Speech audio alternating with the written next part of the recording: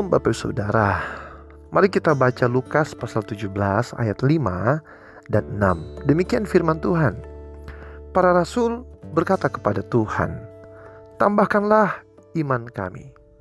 Tuhan menjawab, "Sekiranya kamu mempunyai iman sebesar biji sesawi saja, kamu dapat berkata kepada pohon ara ini, terbantunlah engkau dan tertanamlah di dalam laut, maka ia akan taat kepadamu." Bapak Saudara, ada sebuah kisah sederhana namun penuh makna. Seorang bapak menaiki pesawat untuk melakukan perjalanan ke kota lain. Ia duduk di kursi tengah dari 3 kursi yang berjajar. Di sebelah jendela duduk seorang ibu, dan di kursi dekat lorong duduk seorang anak perempuan berusia sekitar 9 tahun. Sebelum pesawat lepas landas, sang bapak sempat berbicara dengan anak itu tentang sekolah, hobi, dan hal-hal ringan lainnya. Dan ketika pesawat sudah berada di udara, pilot mengumumkan bahwa cuaca sedang buruk dan semua penumpang diminta mengenakan sabuk pengaman karena akan terjadi turbulensi. Pesawat mulai bergoncang cukup kuat. Banyak penumpang merasa cemas dan ketakutan, termasuk sang bapak dan ibu di sebelah jendela. Namun anak perempuan itu tetap duduk dengan tenang. Wajahnya tidak menunjukkan rasa takut sedikit pun. Setelah beberapa saat, pesawat kembali stabil.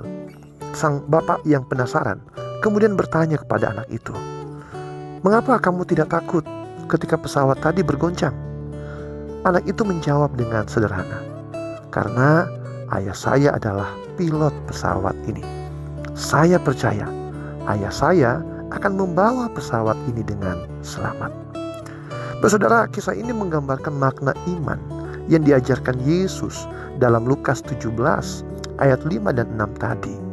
Para rasul meminta agar iman mereka ditambahkan, tetapi Yesus menegaskan bahwa iman sebesar biji sesawi saja sudah cukup untuk melakukan hal-hal yang tampaknya mustahil. Saudara, iman bukan terutama soal besar atau kecilnya, tetapi tentang kepada siapa iman itu diarahkan. Iman berarti percaya penuh dan bersandar kepada Tuhan.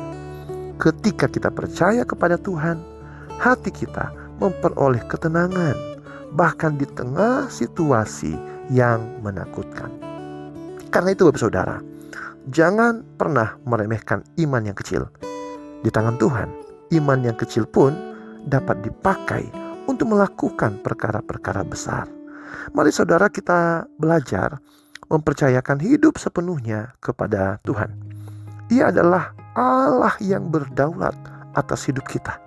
Seperti seorang pilot yang menuntun pesawat melewati badai, demikian pula Tuhan sedang menuntun hidup kita menuju rencananya yang baik, indah, dan sempurna.